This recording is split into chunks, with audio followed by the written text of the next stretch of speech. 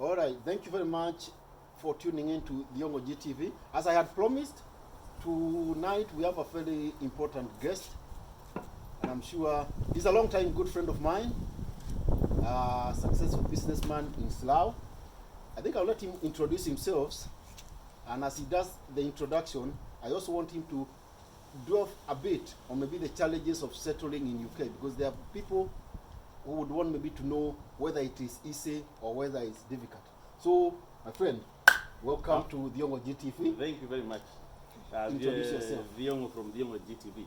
My name is John Kariuki Kaniaru, and I'm a resident of UK for nearly 18 years. And I came as I was coming here to study.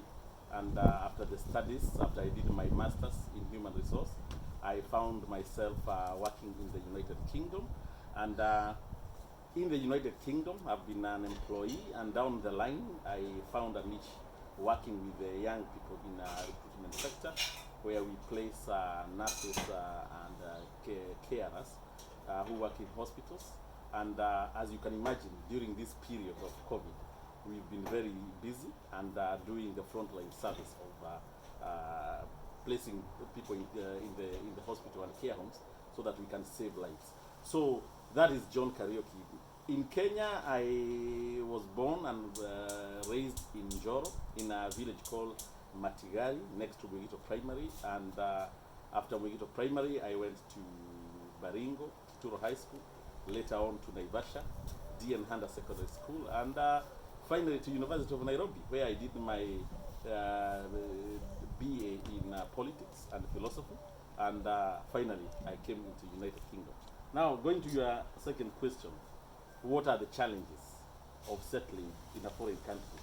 I will tell you, Mr. Diongo, it wasn't very easy. You land at, by then I think I landed at Gatwick Airport, and the moment you land there, everything from the accent to the way of dressing, walking down the street. I'm not used in Joro seeing women smoking. I saw women smoking, and I thought this behavior, I used to see it in, I think in the bars, and those women obviously were not of the right moral standing. So anyway, it was a kind of a shocker with my briefcase coming to study. And obviously, I was not given a lot of money when I left Kenya. So I was given a good handshake and a hand of blessing by my friends, my mother, relative, village mate. And when I arrived here, the first initiation is to look for a place to live. And for you to do that, definitely it comes with being able to afford. And that's how finally I found myself working in Royal Mail, which is a postal corporation in the United Kingdom. After several years, I used that to support myself as I was studying. And then when I finished, there was a program where we could apply for work permit, which finally we did. And then after 1 year in work, I decided to get into the business. And that's exactly now where I am since 2006, and we will discuss more because I've been in Kenya back, but business currently is my main job here in the UK. Thank you very much, John Kaniaru. At least you can hear he's an alumni of University of Nairobi. He's also have, as he said there, a degree in human resource, masters in human resource. And so we're gonna delve into more than that. So, as he said, he's now learning a business. So we know maybe the challenges of settling in this country, which is what is explained there, which maybe I have also gone through the same. But now we're gonna ask the question of, as a businessman in UK, what are the challenges maybe of starting and learning a business? Maybe people would want to hear that. One, first of all, is to find your niche. What are you mostly interested? If it is an interest or based on your qualification and skills. But the main challenge for someone from diaspora, and more so myself from Kenya, was even I have a business, I don't have a salesperson, so obviously I put myself into being a director. I am the accountant, and I'm the sales and marketing person. And when I started ringing and looking for contracts, it was challenging. I could not understand the accent on the other side of the phone, and for some reason they were not understanding myself. And it became a bit frustrating. You have overheads, you have offices you are paying, and I could see there is a niche here, and I want to break into it. So that is the first, the accent, the language. But down the line, we were able to deal with that. I'll explain. The other thing, obviously, is capital. You are a foreigner. You don't have a lot of money at disposal. You've just come from university. So how I found myself doing, I looked for a night job, so that at night I work, but during the day I come and I concentrate on the business. And I tell you, it had some advantage, because at least the salary that I was earning, because I used to stay in a small cubicle, my family wasn't here, I was now distributing by paying my expenses, paying the office, and to overcome the challenge of accent, I had to look for a local person, you know, and I think it's natural, because they can speak the same language, they can engage. That's how we are able to break the UK market, by having a local. And I think it is very normal. Even in Kenya, I used to see Wahindis. The marketing department, we have Kikuyus, Luos, Kambas, local, so that they can sell the product to the local.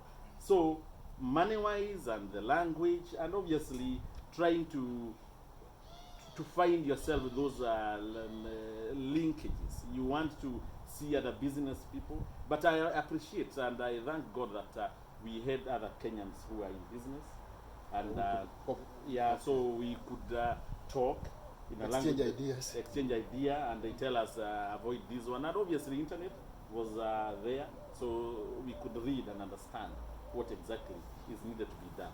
Oh, okay. Thank you very much, John. We've had maybe the challenges of business. My friend John Kaniaru, or Kariuki Kaniaru as he's known, is also someone who likes politics.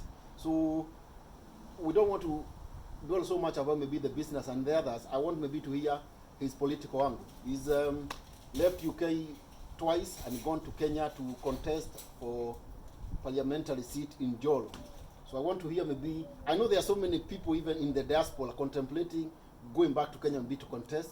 So we want to hear from John the challenges of contesting a political office in Kenya as a diasporian.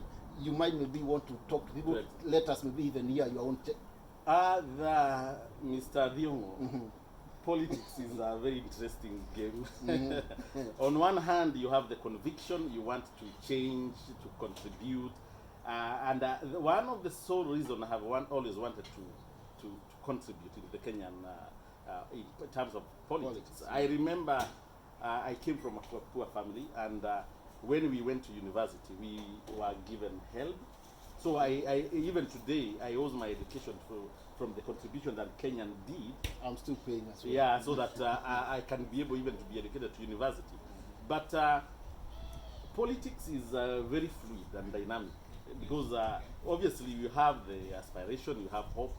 In 2007, I left here. I was a fresh graduate of masters, and I thought I would go and convince and work with the leadership of Molo constituency then. And I joined PNU party, which was the party of the moment, headed by President, His Excellency, former President Moi Kibaki. And things obviously didn't work out at a nomination. And let me tell you, nomination is like a place where you walk on a frying pan, barefooted. You get what I mean? Because there is a lot of disorder when it comes to nomination, and much of what happened, you don't even end up knowing how many votes you got or you lost, because the whole process, unlike the general election, which is guided by the IEBC, that's where things went haywire. But obviously, being a profession, I came back and I continued with work and business. And does coming from diaspora affect you in any way in the 2027 election. Does that work for you or against you before we maybe go to the next one that you went? Now, you might want to hear that. Actually, it does, I think, sometimes act against you. Number one, you are not on the ground. Okay. Others are obviously campaigning few years before, because I think I went 1 year. And the moment you arrive, for some reason, strange reason, they start saying you are a foreigner. Just because you came with an aeroplane. And sometimes you wonder, this is madness. Because these are the people I know. Uhuru Kenyatta, our president, His Excellency, he has studied abroad. My current senator in Nakuru studied abroad, Susan Keka. And others, even Jomo Kenyatta was in this country long time ago. But when I arrived, my opponent, who I will not name, they started saying this is a foreigner. In fact, I went to one meeting and in Ogiek, one woman was coming to see a foreigner because they were told this gentleman is a foreigner. And by the way, Ogiek, they are my neighbor. So they came and they found the boy, the young man, they have known since. They can even see this one is the one, the neighbor from that side. Convinced that there is like a white man by the name John Kaniaru. Okay. Yeah. I think if you are Diasporian and you are contemplating going to contest, some of the things John is saying, you need to pay a lot of attention. We'll try maybe to go through this in future just to see how. But that was 2007. Let's see maybe whether the ground had shifted a bit when you went again in 2017. Well, I think the ground hadn't not changed as much, but the same challenge of nominations. Be fair. I went into 2017, and although I started my campaign earlier, and it was a bit of a bumpy experience. I joined PNU, which is not PNU, sorry, TNA, not TNA, Jubilee Party. I'm still a member of Jubilee Party. And we went through nomination. And the first nomination flopped. Okay, there were things which were going, which were not right. And out of their own violation, the masses, they started banning the ballot. We had seen things are not right. And so many people were crucified. And we had spent money ready and with the logistics, and then the election were nullified by the Jubilee headquarters. We now had to wait another 2 or 3 weeks, and then we did another one. And things were not as you would have expected. I'm one person. 2007 I lost, and I shook hand Honorable Kiuna, and I said, my friend, we were all working towards going to serve our people. And I accepted. Even this particular one, with a heavy heart, I knew Njoro people, they had myself and they were ready for me to be their leader. But how things turned out, they were so messy, and as it was, Honorable Kadhambi became the Jubilee flag bearer, and our president, His Excellency Uhuru Kenyatta, who was the party leader, asked us, please support the winning party. We know there are problems within the party. We will sort those issues later. But for the purpose of winning at presidential level, I actually put all my campaign resources, and I backed Honorable Kadhambi.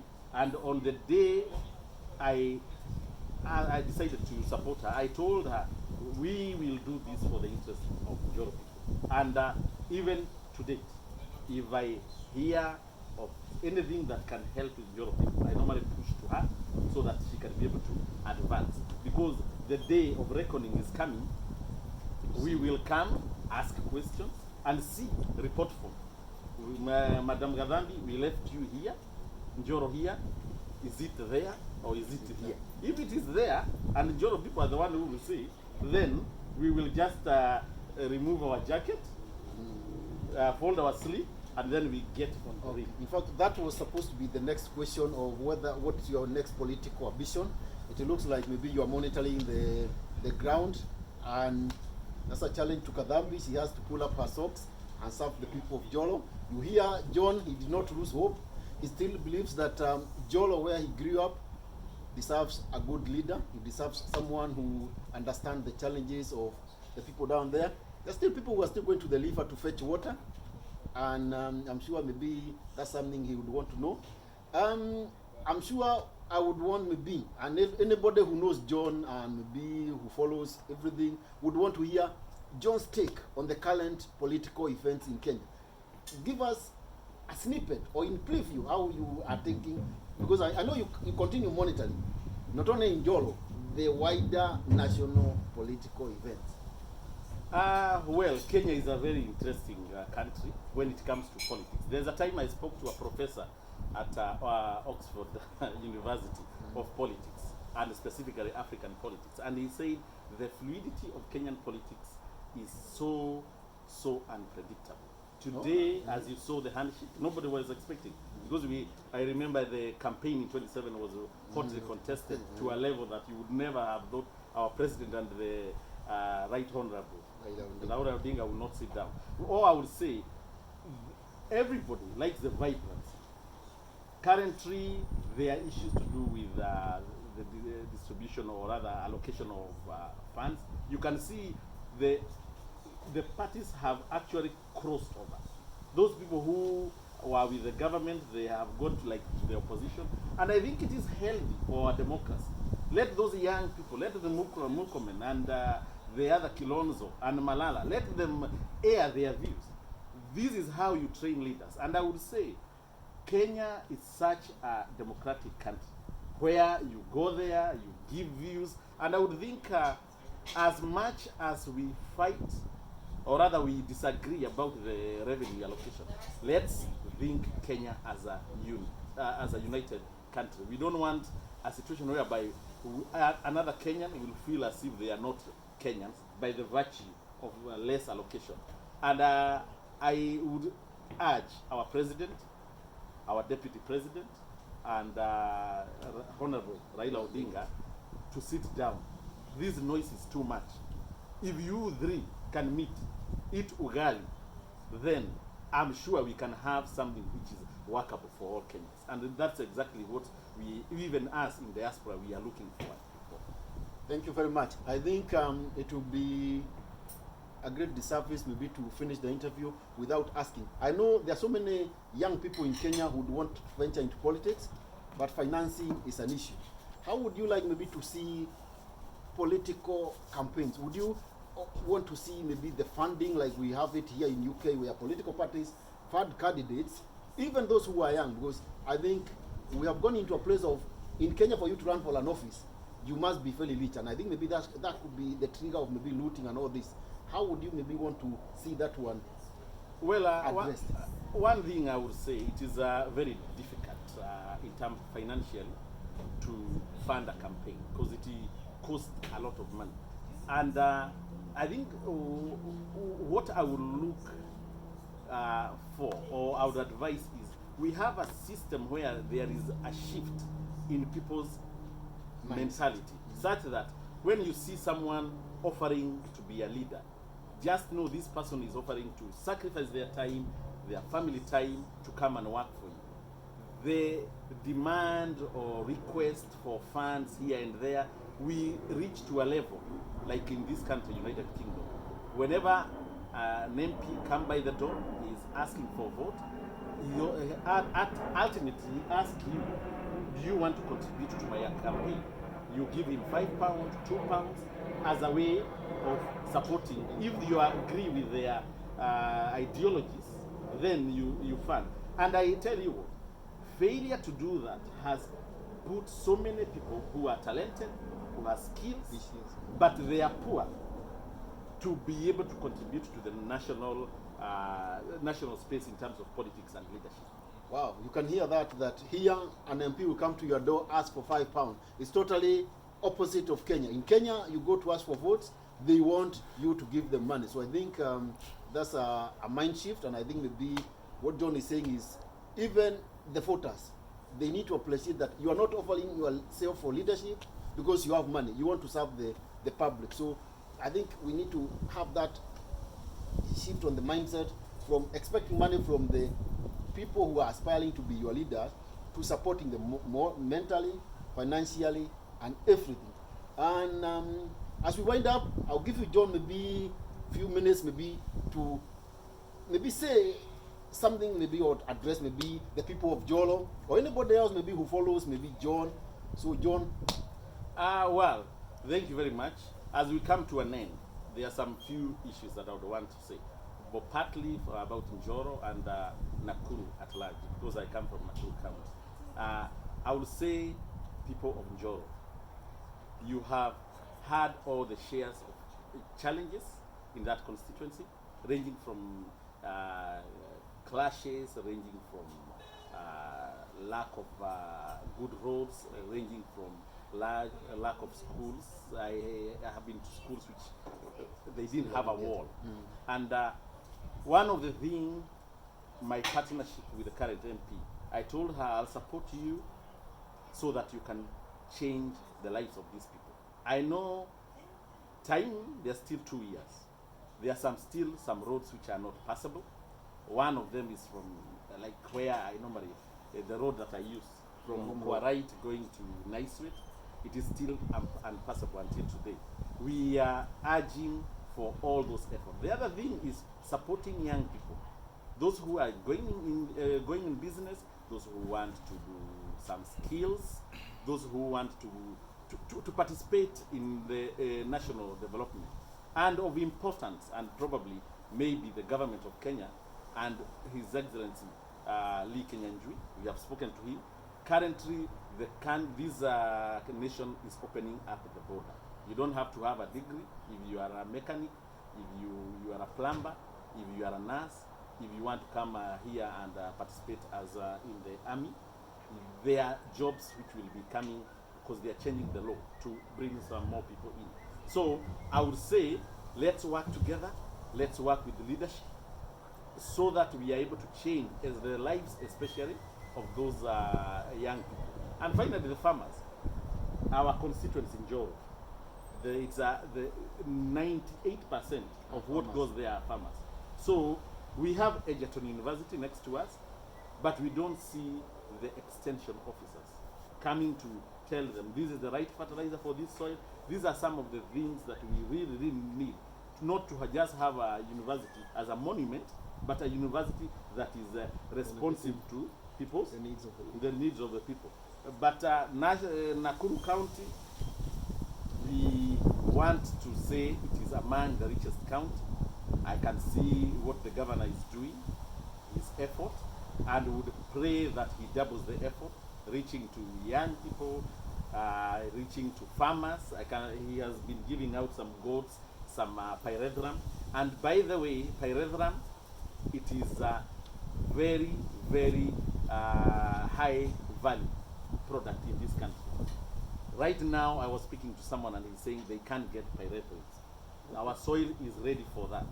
I would say, Governor, with all other leaders in pyrethrum growing areas, I think the market is getting ready and our people can get a cash like any other county which normally has coffee and the others.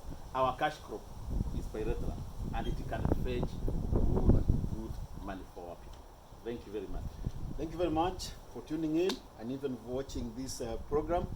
I think this being the first interview, what I'll be saying, if you have any questions maybe you feel we did not address, as you heard, John has been here for 18 years, so there might be some questions you would want maybe us to address in future. You can maybe reach and to us. This video is going to be on our YouTube channel.